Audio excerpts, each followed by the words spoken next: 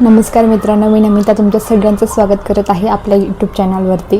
तर आजचा विषय घेऊन आली आहे बचत आणि गुंतवणूक या विषयावरती मी आज बोलणार आहे. तर प्रत्येक कुटुंबासाठी ही गोष्ट खूप महत्त्वाची आहे. जर आपण चांगली सेविंग आणि इन्व्हेस्टमेंट केली तर ती आपल्या पुढच्या भविष्यासाठी खूप चांगले आणि आर्थिकदृष्ट्या आपण बोलताना सक्षम असू शकते.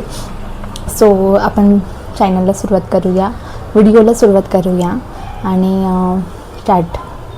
पहिला पॉईंट की आपण जेव्हा आपला पेमेंट येतो, आपला महिन्याचा पेमेंट येतो, तर तुम्ही 10 ते 20% तरी रक्कम ही साईडला काढून ठेवा आणि बाकीचा उरलेल्या रक्कममध्ये तुम्ही घर खर्च करा.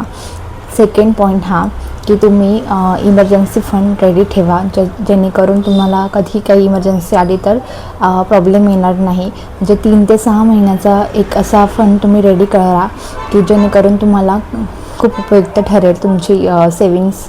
तर तो जास्त इम्पॉर्टंट आहे. तिसरा पॉईंट म्हणजे की तुम्ही इन्व्हेस्टमेंट करा, म्हणजे जसं एस आय पी स्टार्ट करा. तुम्ही तसे 200 रुपयापासून 500 रुपयापासून 1000 रुपयापासून इन्व्हेस्टमेंट करा.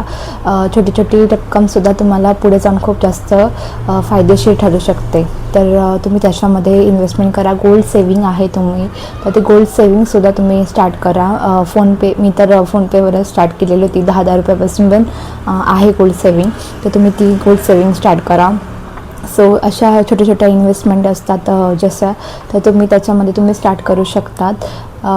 त्यानंतरून तुम्हाला चौथा पॉईंट असा की तुम्हाला जर डिस्काउंट किंवा कुठे ऑफर असेल, पण तुम्हाला जर ती वस्तू घ्यायची गरज नसेल किंवा वाटतं आहे की आत्ता सध्या नाही पाहिजे, तर तुम्ही त्या गोष्टीवरती खर्च करू नका. जरी तुम्हाला ऑफर दिसते आहे, डिस्काउंट आहे म्हणून तुम्ही जाशाल, घेशाल वस्तू, पण ती किती उपयोगी आहे, फायदेशीर आहे हे पण बघा.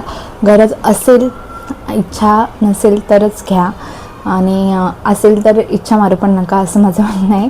बट घ्या, पण मग एवढा पण नाही की आपल्याला आपलं बोलतो ना की डिस्काउंट आहे, ऑफर आहे म्हणून आपण चालला जातो आणि आपण वस्तू घेऊन येतो विनाकारणच्या. पण आपल्याला किती फायदेशीर आहे हे पण बघितलं पाहिजे.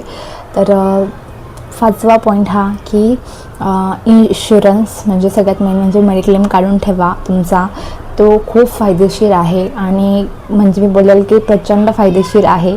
आपल्याला कधी पण मेडिकल इमर्जन्सी येते, तर आपल्याकडे कधीच म्हणजे पाहिजे तसे पैसे नसतात, तर आपण मेडिक्लेम काढून जर ठेवला तर खूप जास्त फायदेशीर आहे. आणि त्यासोबत टर्म इन्शुरन्स काढा, तर तो पण खूप जास्त फायदेशीर आहे आपल्या परिवारासाठी. आपण मी सांगते ना, थोडीशी अमाऊंट जरी आपण स्टार्ट केली तरी पण खूप जास्त फायदेशीर ठरते. तर तुम्ही थोड्याशा छोट्या छोट्या गोष्टीपासून तुम्ही जर सेविंग केल्या ना, खरंच उपयुक्त ठरते ते पुढे जाऊन. तर तुम्ही ते करा. मेडिक्लेम तर बेस्टच असं आहे की तुमची सर्व खर्चाचा हिशोब ठेवा. तुमचा जेवढा पण महिन्याला जेवढा पेमेंट येतो, त्या पेमेंटमध्ये तुम्ही किती घर खर्च करता, लाईट बिल, परत त्यानंतर गॅस, भरपूर साऱ्या अशा गोष्टी असतात, त्या छोट्या छोट्या गोष्टी. पण तुम्ही त्या एकदा तुमच्या मोबाईलवरती किंवा तुम्ही एक वहीवरती लिहून ठेवा, म्हणजे जेणेकरून तुम्हाला एक अंदाज येईल की तुमचा घर खर्च पण किती आहे. म्हणजे की आपण किराणा 5,000 जर भरला, लाईट बिल आपलं जातं 1,000 रुपये, प्लस गॅस जातो, सिलेंडर जातं आपलं 9,000 रुपये, म्हणजे असे 7,000 जातात. प्लस असं इमर्जन्सी पण काही गोष्टी असतात आपण घेतो, त्या गोष्टी 2-3 हजार रुपये पकडून चला. तर अशा गोष्टी तुम्ही त्याचा हिशोब करून ठेवा की जेणेकरून तुम्हाला नेक्स्ट मंथमध्ये त्या गोष्टी कॅल्क्युलेशन करता पण येईल, आणि प्लस तुम्हाला त्या पुढे जाऊन हिशोब लावल्यानंतरून म्हणजे दुसऱ्या टाईमाला तुम्हाला त्या गोष्टी अडचण येणार नाही त्या गोष्टीची. तर असं काही तुम्ही करा.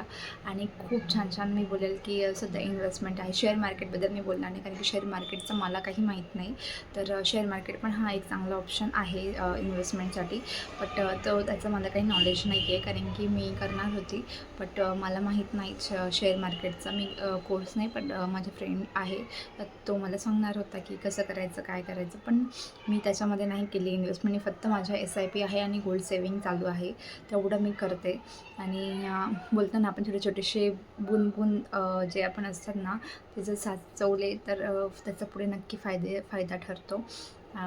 त्याचा आवडला असेल तर तुम्हाला माझा व्हिडिओ, तर माझ्या व्हिडिओला लाईक करा, शेअर करा, सबस्क्राईब करा, आणि नक्की आणि माझ्या चॅनलला सबस्क्राईब करा. भेटूया आपण नेक्स्ट व्लॉगमध्ये. बाय.